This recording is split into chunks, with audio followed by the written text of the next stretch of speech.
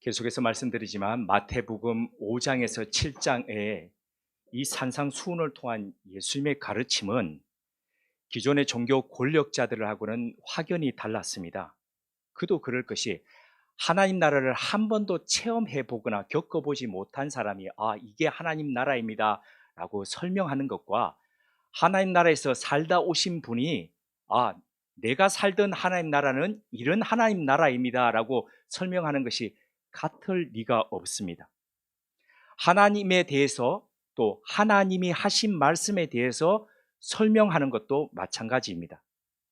하나님의 의도와 마음을 헤아리지 못하는 사람들이 이게 하나님의 뜻입니다라고 설명하는 것과 하나님과 함께 생활하셨던 분이 또 하나님과 하나이신 그분이 하나님이 말씀하신 정말 진짜 그 뜻은 이런 뜻입니다라고 설명하는 것이 동일할 수가 없습니다. 그러니 기존 종교 권력자들이 자기들만이 유일한 성경의 해석자이고 율법의 수호자인 양 가르쳤던 그 지난 가르침들이 얼마나 허상인지가 예수님에 의해서 드러날 수밖에 없었습니다.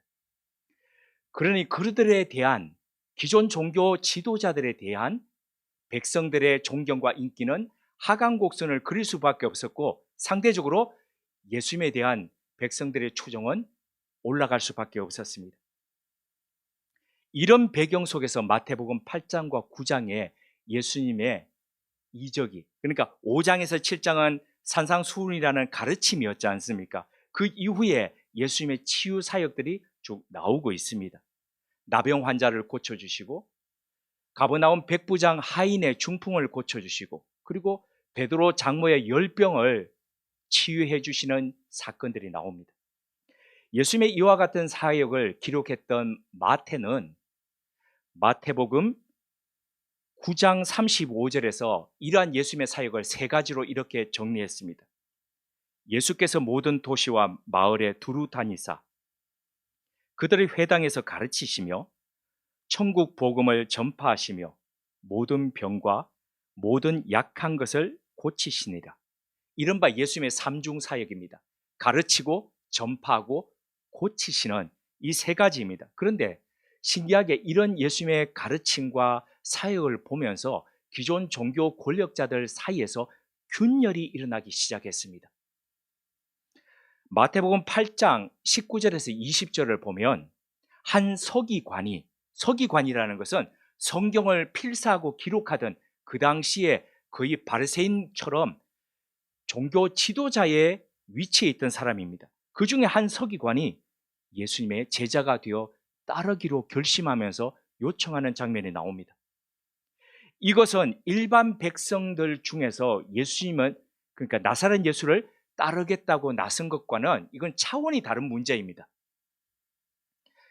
그런데 예수님은 그토록 파급력이 큰 사람을 잘됐다, 너를 내 제자로 삼아서 많은 사람들 앞에 이렇게 내세워야 되겠다, 이렇게 하시지 않고 그 사람은 제자로 받아들이지 않고 오히려 종교 권력자들 뿐만 아니라 일반 사람들이 멀리하던 그 당시에 로마 제국의 앞잡이로 통칭되던 세금 공무원, 그러니까 로마의 대리인이 되어서 자기 민족의 고열을 빨면서 세금을 착취하던 그 세금 공무원이었던 마태를 예수님이 제자로 받아들였습니다.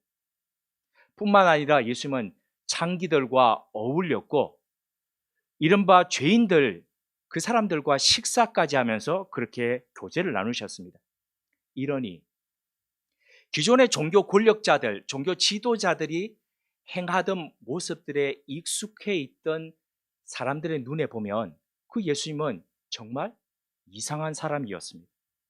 왜 하고 많은 사람들 중에서 그런 사람들과 같이 어울립니까? 왜 그 사람들하고 밥을 먹습니까? 왜 그런 사람들의 손을 잡습니까? 도저히 이해되지 않았습니다. 그래서 이 사람들은 예수님에게 이런 별명을 붙였습니다. 세리와 죄인의 친구. 지금이야 이 말이 별 파장 없이 우리가 인식합니다. 그렇게 다가옵니다. 그런데 그 당시에 예수님에게 던졌던 이 별명은 이런 말이었습니다. 네가 그 사람들하고 어울리는 것 보니까 너도 똑같은 죄인 중에 한 사람이다. 얼마나 예수님을 그 당시의 사람들이 이상하게 바라보았는지 충분히 가늠되는 그런 말입니다. 오늘 본문은 이런 분위기 속에서 일어난 금식 논쟁으로 시작한 그 질문에 대해서 예수님이 답변이자 바로 비유입니다. 본문 속으로 들어가 보겠습니다. 14절을 보면 세례 요한의 제자들이 예수님을 찾아왔습니다. 그리고 이렇게 질문했습니다. 왜 당신의 제자들은 금식하지 않습니까? 같은 내용을 기록하고 있는 누가복음 5장 33절을 보니까 바리새인들도 예수님을 찾아와서 동일한 질문을 이렇게 던졌습니다. 요한의 제자는 자주 금식도 하고 기도도 합디다. 바리새인의 제자들도 그렇게 합디다. 그런데 왜 당신의 제자들은 금식도 기도도 왜 하지 않습니까? 세례 요한의 제자들과 바리새인들은 매주 월요일과 목요일, 그러니까 일주일에 이 두 번씩 꼭꼭 금식을 했습니다. 누가복음 18장 12절에 보면 나와 있습니다. 이들이 월요일에 금식했던 것은 모세가 시내산에서 내려왔던 날이고, 안식일이 지나고 난 뒤 쭉 해서 내려왔던 날이고, 목요일은 모세가 시내산에 올라갔던 날. 그래서 이 두 날을 기념해서 모세는 시내산에 그렇게 올라가서 40일을 머물면서 40일 동안 금식했다라고 그 말씀을 드렸지요. 성경에 나와 있습니다. 그리고 보통 40일 동안 금식하면은 밥은 먹지 않아도 물은 마셔야 되는데 시내산 꼭대기에서 어떻게 물 마셔? 어떻게 물도 안 마시고 그렇게 보낼 수 있어? 이렇게 생각하시지 않습니까? 지금은 가시기가 어려운데 나중에 시내산 올라가실 때가 되면 꼭 한번 가 보십시오. 보면 그 위에 말도 되지 않는 우물이 정상에 있습니다. 아래쪽에 깊이 파인 우물이 그 정상에 있는 게 놀라울 정도입니다. 그래서 그 물을 마시면서 모세는 시내산에서 40일을 금식할 수 있었습니다. 이 두 날을 기념해서 이 사람들은 일주일에 꼭 두 번씩 금식했다는 겁니다. 그런데 율법이 권하고 있는 금식은 일주일에 두 번 이게 아니었습니다. 본래는 7월 10일 대속죄일이라고 하는 이 7월 10일 단 하루를 율법으로 금식을 정하고 있습니다. 그런데 바리새인들은 여기서 더해서 모세를 기념하면서 일주일에 두 번을 금식의 날로 정했던 겁니다. 이런 엄격한 금욕 생활을 주장했던 사람들은 바리새파뿐 아니라 에세네라는 것은 우리 화장품에 보면 에센스 그러지 않습니까? 그 에센스하고 동일한 말입니다. 그러니까 우리는 순수하다는 겁니다. 순수하게 신앙 지킨다는 겁니다. 그런 사람들. 그리고 구약 성경에 보면 엘리사의 제자 선지 생도 학교 뭐 이렇게 나오지 않습니까? 사막이나 산 위에서 이런 선지 생도들이 같이 공동생활하면서 활동하는 사람들이 있었습니다. 이런 사람들이 주도적으로 이런 금식과 금욕 생활을 했습니다. 이들에 비하면 예수님의 제자들은 어떻습니까? 이거 뭐 신앙생활하는 집단 같지 않고 사교 클럽 같습니다. 그러니까 얼마나 그들의 눈에 보면 하찮게 보였겠습니까? 엄격한 신앙생활 훈련도 받지 않고, 그렇다고 해서 율법을 지키는 것 같지도 않고, 금식 안식일에 일하지 않는데 이들은 지나가면서 밀밭을 지나가면서 밀을 이렇게 남의 밀을 쑥 훑어가지고 밀을 이렇게 해서 훅 불고 먹습니다. 아마 시골에서 생활하신 분들은 이게 어떤 느낌인지 아실 겁니다. 우리 어릴 때에 밀살이라는 거 많이 했거든요. 밀 이렇게 남의 밀들 쑥 잘라가지고 불로 한번 해서 비벼가지고 훅 불면서 그 끔정 묻은 걸 이렇게 먹던 그 기억이 있습니다. 그러니까 안식일에 지금 밀을 꺾는 것도 일이고, 그리고 남의 밀을 하는 거 도둑질하는 거고, 안식일을 어겨도 한참을 어기는 겁니다. 누가 이렇게 했다는 겁니까? 예수님의 제자들이 했다는 겁니다. 그러니까 이거는 이상하다. 도저히 이거는 신앙생활하고 영성생활하는 사람이라고 볼 수가 없는데 이렇게 봤던 거죠. 아니 그러고 보니까 선생이 이상하니까 제자들도 다 이상합니다. 별 다르지 않습니다. 오늘 본문은 이런 차에 세례 요한의 제자들이 예수님을 찾아와서 금식을 지금 이야기하고 있지만은 금식을 핑계 삼아서 율법 준수에 대한 전반적인 부분을 지금 걸고 질문하고 있는 겁니다. 이에 대해서 예수님은 세 가지를 들어서 왜 지금 금식하지 않는지를 대답하시면서 설명해 주셨습니다. 첫째는 15절에 보시면 혼인집과 신랑 비유입니다. 예수님은 혼인집에 신랑이 와가지고 신랑과 함께 있는 동안에 슬퍼할 수 있느냐?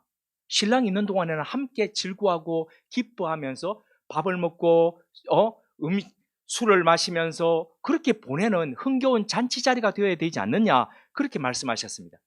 실제 예수님 당시에 유대인들은 아까 일주일에 2번 언제가 금식이라 그랬습니까? 월요일과 목요일. 꼭꼭 지켜야 하는 이 금식일에도 만약에 그 집에 잔치가 지내면, 우리는 결혼식 하루를 하는데 유대인들은 일주일이고 어떤 집들은 2주까지 그렇게 잔치가 이어졌거든요. 그러니까 그 기간 동안에 금식일이 포함되더라도 금식을 면제당했습니다. 그래서 즐겁게 흥겹게 보내라는 거죠. 그리고 율법에 보면요, 구약 성경에 보면 혼인하면은 군대 징집까지도 면제가 되었습니다. 그러니까 이 혼인이 얼마나 그 사회 속에서 기쁘고 축하받는 일인지를 충분히 알 수 있죠. 특별한 배려를 받았다는 겁니다. 본문에서 혼인집 손님들로 번역된 이 말의 원뜻은 신부 집에, 그러니까 신부 방의 아들들이라고 직역할 수 있습니다. 신부 방의 아들들이라는 것은 이런 뜻입니다. 신부 집의 가족들이라는 겁니다. 지금은 결혼식장에서 또는 예배당에서 결혼식을 올리지만 예전에는 집에서 했죠. 그러니까 신랑이 신부 집으로 이렇게 찾아옵니다. 우리도 청사초롱 들고 찾아가고 했지 않습니까? 찾아옵니다. 그러니까 신부가 지금 신부 집에 찾아오니까 신부 가족들이 다 같이 그 신랑을 맞으면서 기쁘게 같이 축하하는 겁니다. 그런데 이런 가운데서 바로 예수님과 예수님의 제자들이 신랑된 예수님을 맞아들여서 그렇게 오랫동안 기다리던 메시아로 인해서 기뻐하고 즐거워하는 것이 지금 당연하지 않느냐, 이런 얘기입니다. 그런데 신랑을 뺏기면은, 어떤 전쟁이나 환난 가운데서 신랑을 잃게 되면은 아무리 기쁜 혼인을 맞이했지만은 신부의 가족들이 슬퍼할 수밖에 없듯이, 곧 이 제자들도 신랑 되는 메시아인 예수님을 십자가에 못 박고 잃게 되면은 이들도 슬퍼하면서 금식하게 된다는 겁니다. 그런 날이 온다는 겁니다. 그러니까 지금 금식하지 않는다고, 너희들과 다르다고 정죄하고 그럴 필요가 없다는 겁니다. 그때가 되면 어련히 하게 되는 것이니까요. 그러니까 이 혼인집과 신랑 비유를 금식의 말씀 안에서 볼 때에 우리는 이런 메시지를 발굴할 수 있습니다. 금식의 본질이라는 것은 음식을 먹거나 먹지 않거나 하는 이런 부분들이 아니라, 예수님께서 말씀하시는 것은 예수님으로 인해서 그리스도로 더불어서 진리로 이 안에서 채워지면, 그때가 되면 자연스럽게 금식이든지 말씀에 대한 진리의 행위든지 나올 수밖에 없다는 거죠. 금식을 주장하는 이들의 주체, 그 동의는 뭡니까? 금식을 하게 되는 동의는 자기의 의지입니다. 그런데 앞으로 예수님의 제자들은 그 동인이 누가 됩니까? 움직이게 하는 힘이 바로 그리스도의 영이고 진리의 말씀이 그렇게 된다는 겁니다. 그게 주님이 말씀하시는 진짜 금식이라는 겁니다. 그렇게 드러나는 금식의 모습을 이사야서 58장 6절에서 7절은 이렇게 말씀하고 있습니다. 내가 기뻐하는 금식은 흉악의 결박을 풀어주며 멍에의 줄을 끌어주며 압제당하는 자를 자유케 하며 모든 멍에를 꺾는 것이 아니겠느냐. 또 줄인 자에게 내 양식을 나누어 주며 유리하는 빈민을 집에 들이며 헐벗은 자를 보면 입히며 또 내 고륙을 피하여 스스로 숨지 아니하는 것이 아니겠느냐. 두 번째로 예수님께서 세례 요한의 제자들에게 설명하신 것은 16절에 있는 생배 조각과 낡은 옷 비유입니다. 이 비유 또한 금식 문제에서 연속성사에서 살펴봐야 하는 것입니다. 지금은 양말을 기워서 신거나 옷을 이렇게 헤어진 부분을 이렇게 박아가지고 재봉틀로 박아서 그렇게 입지 않지요. 그런데 1980년대까지만 하더라도 그런 것이 아주 흔했습니다. 지금 본문에서 말하는 생배 조각과 헌옷이라는 것은 구멍난 부분을 지금 땜질해서 쓰는 것, 메워서 다른 것으로 같이 기워서 신고 입는 것을 말하는 겁니다. 여기서 말하는 생배 조각을 원문으로 그대로 풀어보자면은 손질하지 않은 천조각입니다. 그러니까 생배라는 것은 가공 처리하지 않은 지금 막 짜 있는 그런 천조각이라는 거죠. 의미상 예수님이 가르치신 새 계명의 말씀이라고 할 수 있습니다. 그 진리의 말씀은 율법에 구멍난 것을 땜박하기 위해서, 땜질하기 위해서 그렇게 쓰는 용도가 아니라는 겁니다. 덧대가지고 쓸 수 있는 게 아니라는 거죠. 예수 그리스도의 십자가로 인해서 주신 이 영의 말씀은 낡은 옷에 붙일 수 없다는 그런 의미이기도 합니다. 그렇게 한다면 둘 다 상해서 쓸 수 없다는 거죠. 그러니까 어떤 의미에서 예수님의 가르침은 율법의 구멍난 부분을 덧방하는 데 쓰는 것이 아니라 각자가 지향하는 것이 다르기 때문에, 엄격하게 말하자면 예수님의 가르침은 본래 율법의 정신을 밝히는 거죠. 그래서 그 율법을 온전하게 하시는 것, 이게 바로 예수님의 주신 본래의 말씀이라는 거죠. 그래서 예수님은 내가 율법을 폐하려고 이 땅에 온 것이 아니라 율법을 완전케 하기 위해서 왔다라고 그렇게 말씀하셨죠. 따라서 세례 요한의 제자들이나 바리새인들이 말하는 그런 형식적인 금식과 가르침에 종속될 필요가 없다는 그런 말씀이죠. 세 번째로 예수님이 설명하신 이유는 17절에 나와 있는 새 포도주와 낡은 가죽 부대에 대한 비유입니다. 이 비유도 앞선 생배 조각과 같은 그런 연상에서 이해하시면 되겠습니다. 예수님 당시 유대지역엔 양이나 염소의 가죽을 기워가지고 그걸 처리해서, 꼭꼭 처리해서 물이나 포도주를 담아서 쓰는 용도로 썼습니다. 그런 가죽 부대로 썼다는 거죠. 그런데 물을 담아서 우리 왜 그 영화 같은 데 보면 이렇게 가죽 입구는 좁고 밑이 이렇게 둥그랗게 되어서 위에 뚜껑 닫는 거 이렇게 왜 여행하는 사람들이 가지고 다니지 않습니까? 그 가죽 부대로 만든 거거든요. 양가죽이나 염소 가죽으로. 근데 물을 담아서 쓰는 것은 전혀 문제가 되지 않았는데 포도주, 특별히 갓 담은 새로운 포도주를 담았을 때는 문제가 생깁니다. 어떤 문제가 생길까요? 포도주를 담아서 놓으면은 거기에 두 가지가 발생이 합니다. 하나는 알코올이 생깁니다. 또 하나는요, 탄산이 생깁니다. 그러니까 탄산이 생기니까 화학 작용이 생기는 거죠. 발효입니다. 그러니까 부글부글 하면은 그게 가스가 차서 팽창하죠. 그러면 거기에 새로운 가죽 부대로, 새로운 가죽으로 만든 것은 거기에 따라서 신축을 합니다. 늘어납니다. 그러니까 견딜 수가 있는 거죠. 그런데 오래된 가죽 부대는 어떻습니까? 이전에 포도주를 담고 오랫동안 있었던 것은 포도주 안에 당분이 있죠.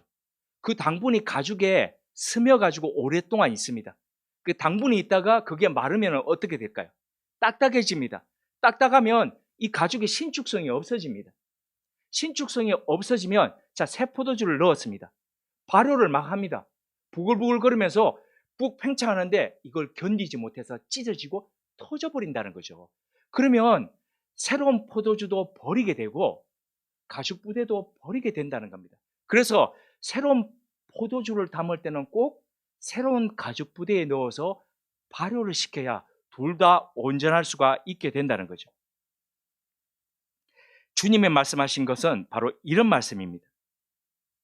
그래서 오래된 구약 율법을 기준으로 예수님과 제자들을 평가하면서 정죄하는 것은 적합치 않다는 그 말씀을 지금 하시는 거죠.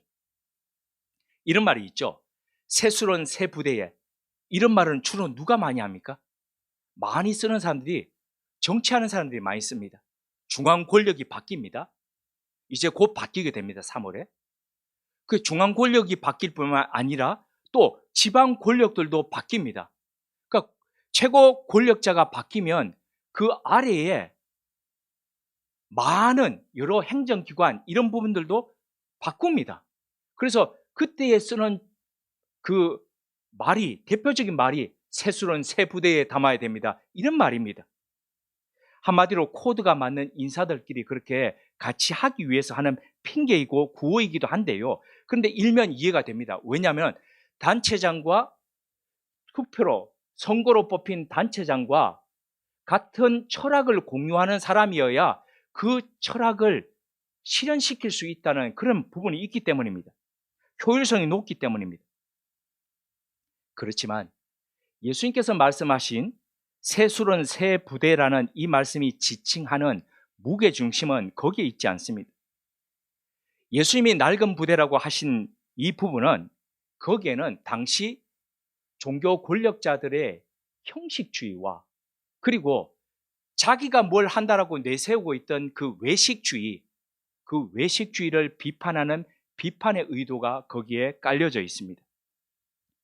그때 기존의 종교가 율법의 본질을 잊고 사람을 자유케 하지 못했습니다. 해방시키기보다는 각종 조례와 규칙들을 들어서 사람들을 구속시켰습니다. 그것은 신앙이 아니고 기만이고 한편으로 사기였습니다. 낡은 가죽 부대가 문제가 되는 것은 뭡니까? 그냥 그 포도주, 오래된 포도주를 담고 있으면 문제가 되지 않습니다. 그러나 새로운 포도주, 새로운 시대의 부분을 담기에는 역부족이라는 겁니다. 왜 그렇습니까? 유연성이 없다는 겁니다. 굳어져 있다는 겁니다. 시대와 사회가 변하는데도 거기에 따라서 유연하게 대응하고 품지 못합니다. 이런 교회와 목회자들과 그리스도인들이 바로 굳어져 버린 낡은 가죽 부대입니다.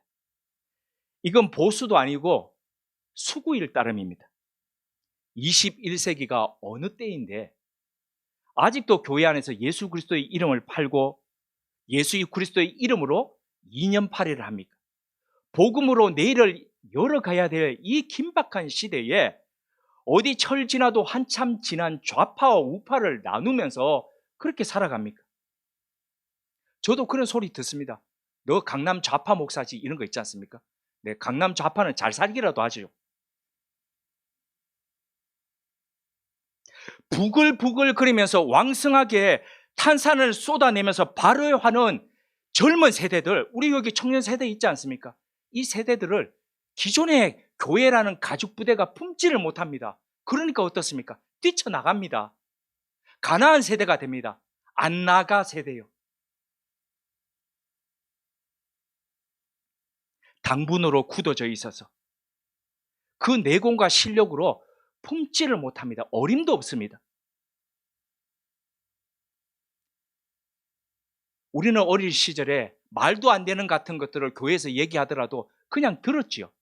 들었습니다. 그런데 지금 세대 그렇습니까? 안 그렇습니다.